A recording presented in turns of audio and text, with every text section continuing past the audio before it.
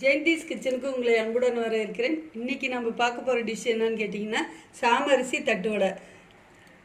அதற்கு தேவையான பொருட்கள் என்னன்னு பார்க்கலாம் வாங்க. சாமை அரிசி 100 கிராம் 2 மணி நேரம் ஊற வச்சு கழுவி வச்சுருக்கிறேன். கடலைப்பருப்பு 100 கிராம் ஊற வச்சு 2 மணி நேரம் ஊற வச்சு கழுவி வச்சுருக்கிறேன். வேர்க்கடலை பச்சை வேர்க்கடலை ஒரு 25 கிராம் உடச்சி வச்சுருக்கிறேன். இந்த மாதிரி அரிசி மாவு ஒரு 100 கிராம், கருவேப்பிலை ஒரு கைப்பிடி அளவு, எள்ளு ஒரு ஸ்பூனு, மிளகு ஒரு ஸ்பூனு, மிளகா ஒரு 5, ஜீரகம் ஒரு 1/2 ஸ்பூனு, உப்பு தேவையான அளவு, சோடாப்பு கொஞ்சம் போட்டுக்கலாம். நம்ம சேனலை ஃபஸ்ட்டு பார்க்குறவங்க சப்ஸ்கிரைப் பண்ணுங்கள், பக்கத்தில் இருக்கிற பெல் பட்டனை அழுத்துங்க. வாங்க இந்த டிஷ் எப்படி செய்கிறதுன்னு பார்க்கலாம். மிக்ஸி ஜாரில் அரைக்க வேண்டிய பொருள்லாம் போட்டுக்கலாம். கடலைப்பருப்பு,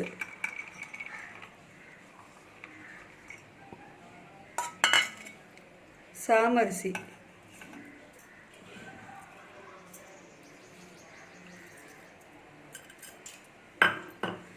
கருவேப்பிலை, ஜீரகம்,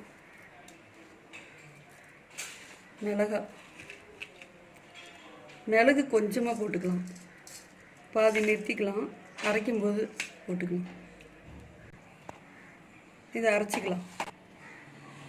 அரைச்சி எடுத்தாச்சுங்க. இதில் 1/2 டம்ளர் தண்ணி எடுத்து ஊற்றி அரைச்சி வச்சுருக்கிறேன்.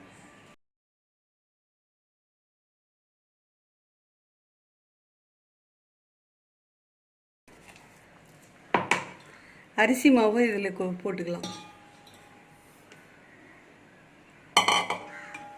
மிளகு இதிலே போட்டுக்கலாம். எள்ளு போட்டுக்கலாம்.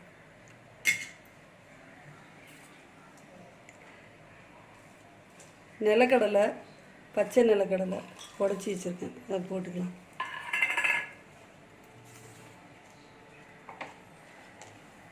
சோடாப்பு ஒரு 1/4 ஸ்பூனு,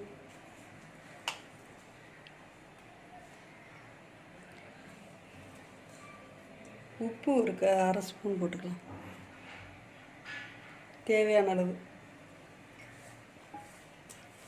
நல்லா கெட்டியான பதத்தில் கலந்துக்கலாம்.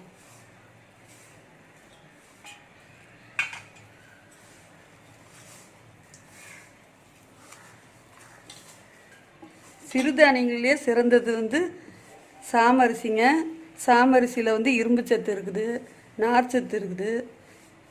இது வாரம் ஒருக்க இந்தமாரி செஞ்சு ஏதோ ஒரு விதத்தில் செஞ்சு சாப்பிட்டுக்கலாம்.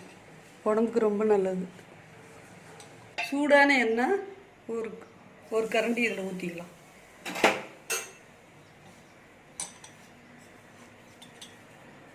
மிதமான எண்ணெய் ஊற்றிக்கலாம்.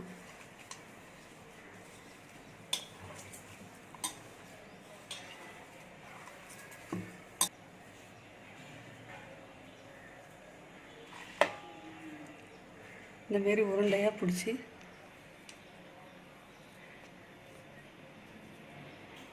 வச்சுக்கலாம். மாவை உருண்டை பிடிச்சாச்சுங்க. இதை தட்டு வடை சேஃபில் நம்ம தட்டி எண்ணெயில் போட்டு எடுத்துக்கலாம். மிதமான தீயில் போட்டு எடுக்கணும். இந்தமாரி தட்டு வடை சேஃபில் போட்டு இந்தமாரி வெள்ளை துணியில் இந்தமாரி போட்டு எடுத்துக்கணும்.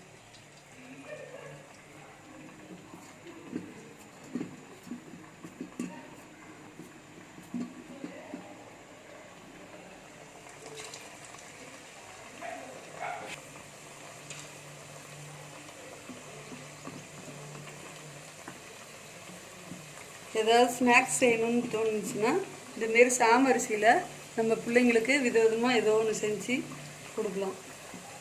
நான் சாமை அரிசியில் நிறைய விதவிதமாக செஞ்சு காமிப்பேன். நம்ம சேனலை லைக் பண்ணுங்கள், ஷேர் பண்ணுங்கள், சப்ஸ்கிரைப் பண்ணுங்கள், பக்கத்தில் இருக்கிற பெல் பட்டன் அழுத்துங்க.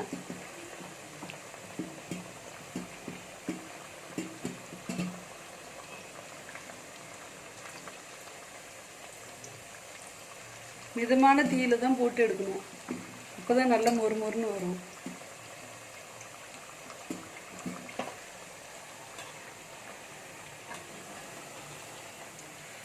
இப்போ திருப்பி விட்டுக்கலாம்.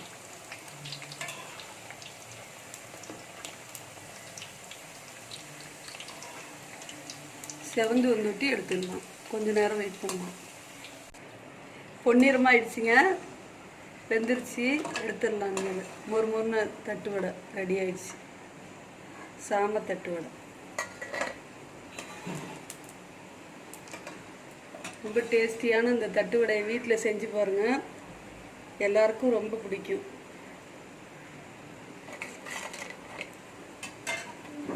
மொறு மொறுன்னு தட்டு வடை ரெடி ஆயிடுச்சு, கிறிஸ்பியாக இருக்குங்க. வீட்டில் நீங்களும் செஞ்சு பாருங்கள்.